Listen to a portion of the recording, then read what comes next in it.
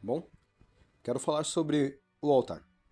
A primeira aparição do altar, referente na Bíblia, se refere-se ao livro de Gênesis, no capítulo de número 4.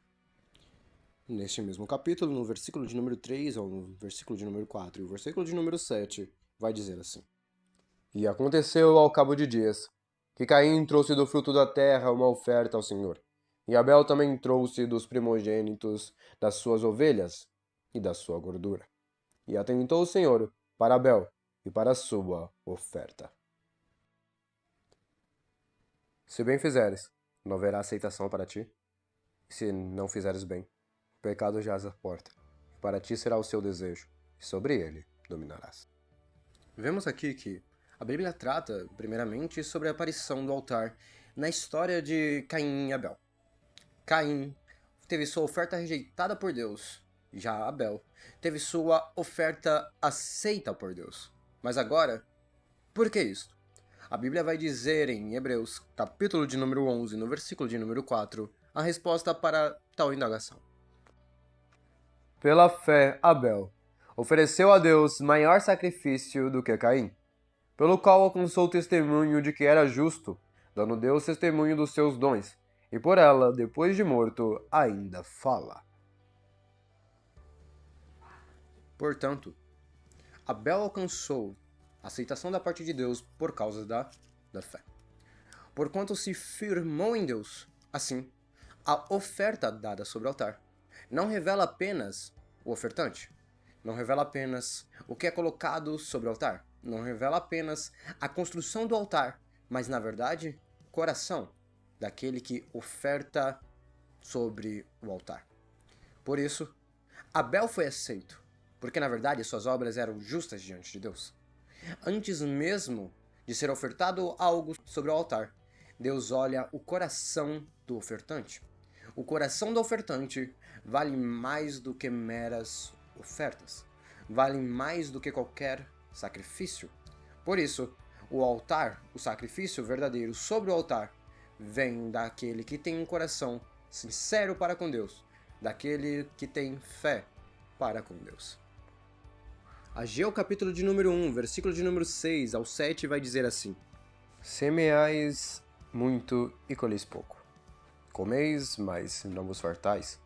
Bebeis, mas não vos saciais. Vestivos, mas ninguém se aquece. E o que recebe salário num saquitel furado. Assim diz o Senhor dos Exércitos: aplicai o vosso coração aos vossos caminhos. Podemos ver com Abraão que, aonde ele ia, Abraão oferecia um altar ao Senhor. Portanto, Abraão, aonde ia, na verdade, estava com seu coração voltado para o seu Deus, para buscá-lo, para servi-lo, para agradá-lo aonde ele fosse. Abraão foi chamado também de amigo de Deus, porque ele buscava a Deus, também assim sendo conhecido como o pai da fé, daqueles que se firmam em quem é o seu Deus. Portanto, Deus se agrada daquele que entrega o seu coração, a sua vontade, o seu caminho para ele. Conforme Isaías, capítulo de número 66, do versículo 1 ao 2, que vai dizer assim: Assim diz o Senhor: O céu é meu trono, e a terra é o escabelo dos meus pés. Que casa me edificareis vós, e que lugar seria o do meu descanso? Porque a minha mão fez todas estas coisas, e todas as coisas foram feitas, diz o Senhor. Mas, eis para quem olharei, para o pobre e abatido de espírito, o que treme diante da minha palavra. Em conjunto, o salmista vai dizer no Salmo 51, versículo de número 17: Os sacrifícios para Deus são um espírito quebrantado, um coração quebrantado e contrito não desprezarás, ó Deus. Logo, para Deus não importa apenas o exterior, a aparência do sacrifício, se o seu coração não estiver voltado para ele. E, ademais, quando vemos a história de Israel, enquanto o povo de Israel se exaltava-se a si mesmo, ele caía um declínio espiritual. Quando Israel olhava para a aparência, para suas próprias forças, dizendo que eles tinham conquistado a terra por si mesmos, eles caíam. confiavam em sacrifícios que não tinham valor, porque na verdade o seu coração não estava voltado para o seu Deus.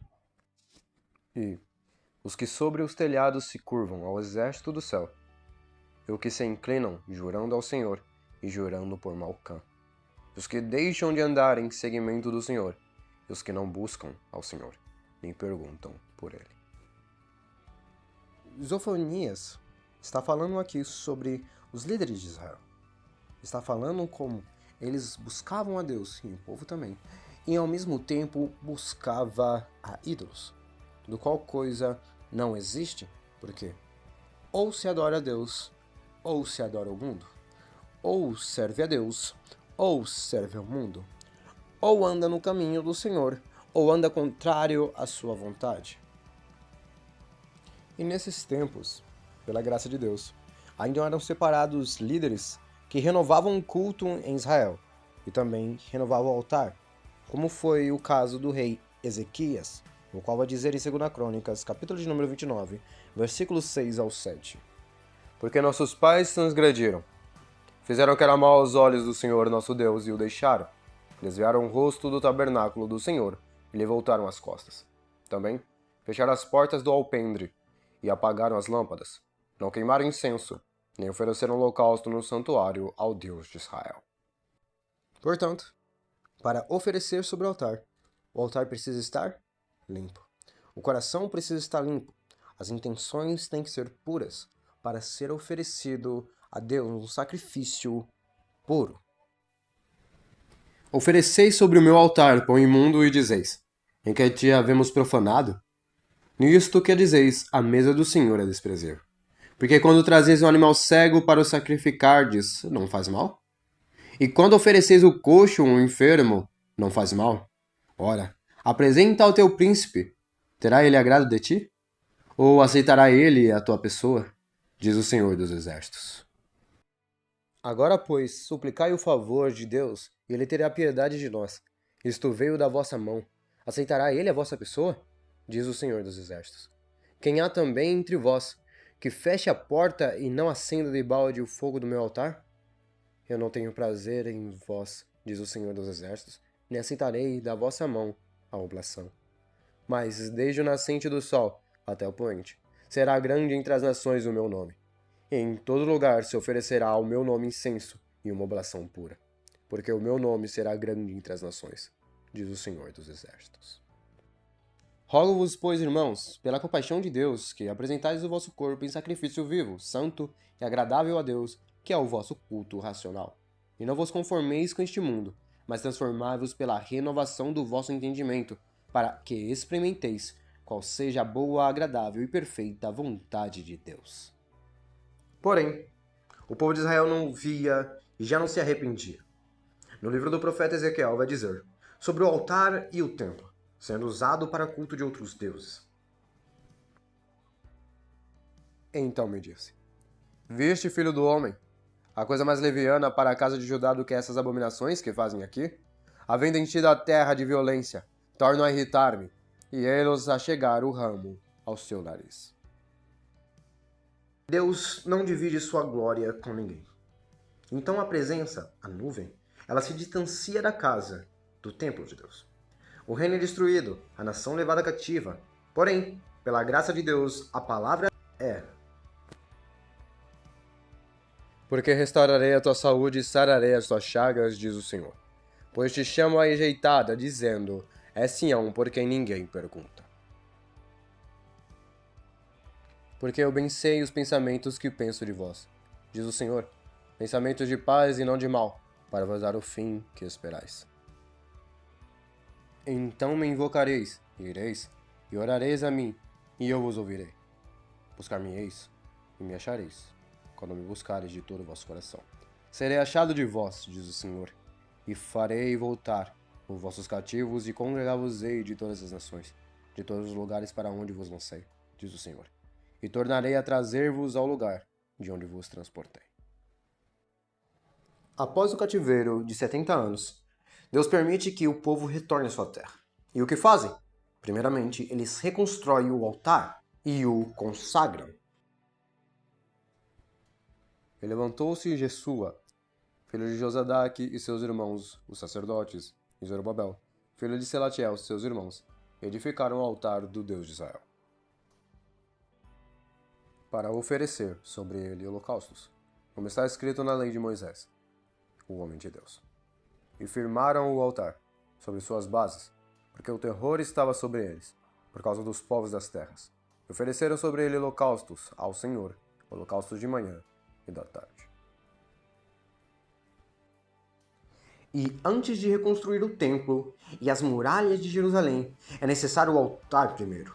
Não era o templo ou as muralhas que protegiam o povo ou manteriam eles na terra prometida. E o Senhor bramará de Sião, e dará sua voz de Jerusalém, e os céus e a terra tremerão. Mas o Senhor será o refúgio do seu povo, e a fortaleza dos filhos de Israel. É necessário se entregar, andar no caminho de Deus, antes de tudo, o que foi destruído ser reconstruído.